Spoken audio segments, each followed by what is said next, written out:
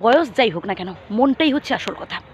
যত বেশি আপনি নিজেকে স্ট্রং রাখতে পারবেন, যত বেশি আপনি নিজেকে ব্যস্ত রাখতে পারবেন, তত বেশি আপনি জীবনটাকে না উপলব্ধি করতে পারবেন। এই যে আপনি ভাবছেন আপনার জীবনে শুধু দুঃখ, আপনার জীবনে শুধু কষ্ট, না প্রিয় বন্ধু, প্রত্যেকের জীবনেই দুঃখ আছে, প্রত্যেকের জীবনেই কষ্ট আছে। যত বেশি আপনি হাসি মুখে এই দুঃখ কষ্টগুলোকে গ্রহণ করতে পারবেন, তত বেশি আপনি জীবনে সুখী হতে পারবেন। আপনি ভাবছেন তো যে আপনার জীবনে শুধু দুঃখ, না ভাই, প্রত্যেকের জীবনেই দুঃখ আছে, প্রত্যেকের জীবনেই কষ্ট আছে। জীবনের সমস্যা এলে না ভয় পেয়ে পালিয়ে যাবেন না। জীবনের সমস্যা এলে সাহসের সহিত সমস্যার মুখোমুখি হওয়ার চেষ্টা করুন। তবেই দেখবেন সমস্যা আপনাকে দেখে ভয় পেয়ে পালাবে।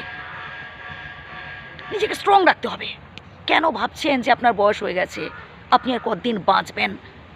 অনেকে ভাবেন যে আমার তো 50 হয়ে গেল, যাওয়ার সময় হয়ে গেল। না ভাই, এই যে 50, 60, 70, 80 এই বয়সগুলো না শুধুমাত্র একটা সংখ্যা, আর কিচ্ছু না।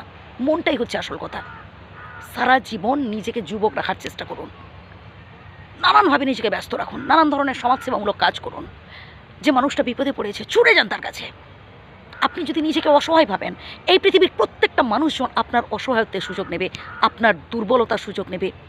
একটা কুকুরকে 10 দিন খাইয়ে দেখবেন, সারা জীবন সে আপনার কাছে অনুগত হয়ে আছে, সারা জীবন সে আপনার পায়ের কাছে পড়ে আছে আপনার ঋণ শোধ করার জন্য। কিন্তু একটা মানুষকে না 10 দিন কি ভাই, 10 বছর খাইয়ে দেখবেন, তার মন আপনি পাবেন না। ওই যতদিন দিতে পারছেন ততদিন আপনি তার কাছে ভালো। তাই নিজেকে গুরুত্বহীন ভাববেন না। আপনি আপনার কাছে সেরা, আপনি আপনার কাছে রাজা। মাঝে মধ্যে না আয়নার সামনে দাঁড়িয়ে নিজের মুখটা দেখুন যে আসলে আপনি কতটা সুন্দর দেখতে। আপনি আপনার কাছে সুন্দর ভাই। আপনি যদি নিজেকে অসহায় ভাবেন, তাহলে পৃথিবীর প্রত্যেকটা মানুষজন আপনার অসহায়ত্বের সুযোগ নেবে।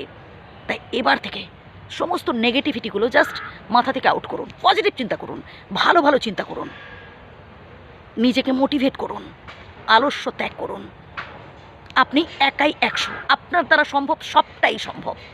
এটা ভাবুন তো, তবেই দেখবেন জীবনের প্রত্যেকটা ক্ষেত্রে আপনি সফলতা অর্জন করতে পারছেন। বন্ধু, সফলতা অর্জনের পথটা এতটাও সহজ নয় যে আপনি হাত বাড়িয়ে দিলে পেয়ে যাবেন। আপনাকে অনেক কষ্ট করতে হবে, অনেক ধৈর্য সহ্য করতে হবে। আপনাকে দেখবেন নানান লোকে নানানভাবে বাধা দেওয়ার চেষ্টা করবে, উত্ত্যক্ত করার চেষ্টা করবে। আপনার পেছনে বহু নিন্দুক, বহু সমালোচক গজিয়ে উঠবে, যারা প্রতি পদে পদে আপনার কাছে ব্যাঘাত সৃষ্টি করবে। আপনাকে এই সব ইগনোর করতে হবে এবং সামনের দিকে এগিয়ে যেতে হবে। একটা নির্দিষ্ট লক্ষ্য স্থির রেখে সামনের দিকে এগিয়ে যান, জীবনে সফল হয়ে দেখান। শত্রুকে জব্দ করতে হলে ভাই সফল হয়ে দেখাতে হবে।